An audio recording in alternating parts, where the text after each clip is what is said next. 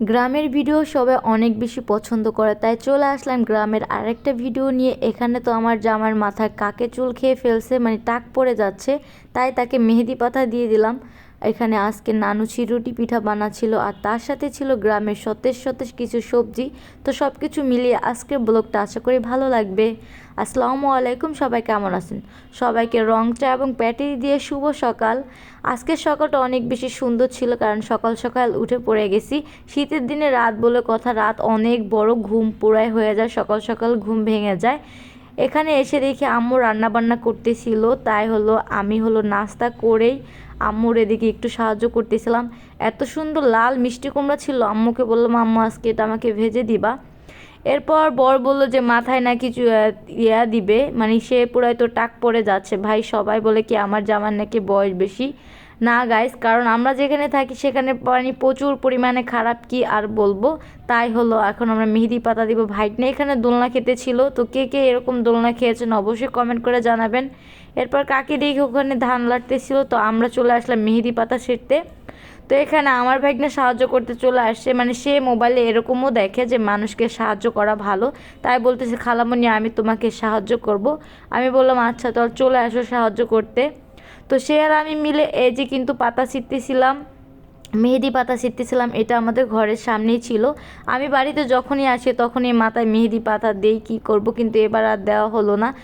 তো এরপর এই দেখেন কোনো ঝামেলা ছাড়াই ব্লেন্ডারে মেহেদি পাতাগুলো পুরো নিফিস করে ব্লেন্ডার করে ফেললাম কষ্ট ছাড়াই। এরপর তার মাথায় কিন্তু এই যে মেহেদি পাতাগুলো দিয়ে দিচ্ছি। মানে ভৈরবের পানি এত প্রচুর পরিমাণে ভাই, মানে কি বলবো, বাহিরের পানিও ফেল করে, প্রচুর পরিমাণে চুল উঠে। আমার এই অল্প বয়স্ক জামাইয়ের, কচি জামাইয়ের মাথার চুলগুলো উঠে গেছে, কি আর বলবো। তো যদি একটু চুল জ্বালায় তাই মেহেদি পাতা দিচ্ছিলাম। আর এখানে তো তার দাড়িতে তলায় দিতেছিলাম, তাই একটু নাচানাচি করতেছিলাম, এই আর কি। এরপর এই যে নানু রান্না বান্না করতেছিল। এখানে নানু আমার জন্য মিষ্টি কুমড়া ভাজতেছিল। মিষ্টি কুমড়া ভাজা কিন্তু অনেক বেশি মজা লাগে। আপনারা কি কখনো খেয়েছেন মিষ্টি কুমড়া ভাজা? মিষ্টি মিষ্টি লাগে, অনেক বেশি ভালো লাগে। এরপর সকালে আজকে আমাদের নাস্তা ছিল, সকালে লাল চালের ভাত, তারপর ডিম ভাজি, ভর্তা এবং মিষ্টি কুমড়া ভাজা। খাওয়া দাওয়া শেষ করে আম্মু দেখি এখানে উঠানটা পুরা লেপতেছিল, কারণ তাদের ধান উঠবে এখন। আর এই সময় এরকম গোবর দিয়ে উঠান লেপার পরে কিন্তু একবারে পুরা কোনো মাটি ভরে না পায়ের ভিতরে এরকম। এখানে আমি আর আমার ছোটো বোন বসে বসে আদা রসুন ছিলতেছিলাম। দুপুরে রান্না বান্নার আয়োজন ছিল গরুর বট ছিল, আর মাটির চুলায় রান্না। দেখেন আমি এখানে একটু লাড়াচাড়া দিতেছিলাম। নানু বলতেছি ইস তুমি কি তোমাদের মানুষকে দেখাইতেছো নাকি তুমি রান্না করতেছো। এরপর ওরা তো ভাঙ্গারি বেচে পুরাই বড়লোক হয়ে গেল। ভাই আমি বাড়িতে থাকি না দেখে আমি ভাঙ্গারি বেচতে পারি না, বুঝছেন। ওরা দেখেন বদনা মদনা কোথায় থেকে কে নিয়ে আইছে, সব কিছু নিয়ে আইছে বিক্রি করব, ঠিক আছে। আমার ছোট বোনে আর আপু, তো আমি তো 1 টাকাও পেলাম না, ওরা আমারে দিল না টাকা। এরপর নানু এই দেখেন পিঠা বানাচ্ছে, চিরুটি পিঠা। তো এই পিঠাটা কে কে খেয়েছেন? এই পিঠাটার নাম চিরুটি পিঠা। এই পিঠাটা ছিটায় ছিটায় দেওয়া হয়, এই পিঠাটা খেতে অনেক বেশি মজা লাগে। তো এই যে পিঠাটা কিন্তু এভাবে ছিটায় ছিটায় দেওয়ার পরে যেরকমভাবে পিঠাটা হয়ে যায় মুচমুচে এবং অনেক বেশি ভালো লাগে। তো আজকের এই পিঠাটা আমরা খাবো গরুর বট দিয়ে। তো এই যে ফাইনালি এই যে আমাদের দুপুরের খাবার দাবার, এটা ছিল পিঠা এবং গরুর বট ছিল। তো অনেক মজা করে খেলাম, আর অনেক দিন পরে পিঠা খেলাম। মা বলে কথা, মায়ের মতো কে এত আবদার করে খাবে বলেন। পিঠা খাই না প্রায় 4-5 মাস হয়ে গেছে। মায়ের কাছে আসলাম, মা আবার পিঠা বানায় খাওয়াচ্ছে।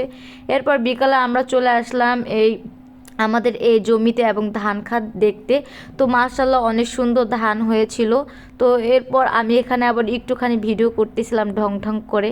মানে ভাই মেয়ে মানুষ বলে কথা, যেখানে যাই সেখানেই ঢং করতে হবে, কিছু করার নাই, এই আর কি। এরপর এই যে জমিতে চলে আসলাম, আর এখানে অনেক ধরনের মানে পেঁপে হয়েছিল, তারপর লাউ হয়েছিল, তারপর মানে ধুন্দুল হয়েছিল, মানে সবজি। যেহেতু আমি ভৈরবে চলে আসবো, তাই আমি এগুলা নিতেছিলাম যে আমি কি কি নিব। এদিকে আয়সা দেখলাম যে কি কি আছে। প্রায় সব সবজি এখন শেষ হয়ে গেছে, কারণ তারা এখান থেকে দেখি এখন সুন্দর একটা ধুন্দুল পেলাম, তো এটা আমি ছিঁড়তেছিলাম। আর এখানে অনেক সুন্দর কাশফুল ছিল, অনেক ভাল লাগতেছিল কিন্তু কাশফুলগুলা। তারপর আমি আবার এই পাশে চলে আসলাম। এটা ছিল আমার মামার জমি, তো এখানে মামা পুকুর কেটেছিল, তো এই জমিটা কিন্তু মাছ চাষ করা হয়েছিল, কিন্তু এখন আর মাছ চাষ করে না। আর এই গাছটা অনেক বিশাল লেবু ছিল, এত লেবু ছিল মানে কি বলবো, একটা কথা আছে না যে বয়স অল্প হলে কি হয়েছে বাতি আছে, তো প্রচুর পরিমাণে লেবু ধরেছে এবং পেকেও গেছে এই আর কি। এরপর দেখি এই যে একটা লাউ হয়েছে, তো লাউটাকে ছিঁড়ে নিলাম।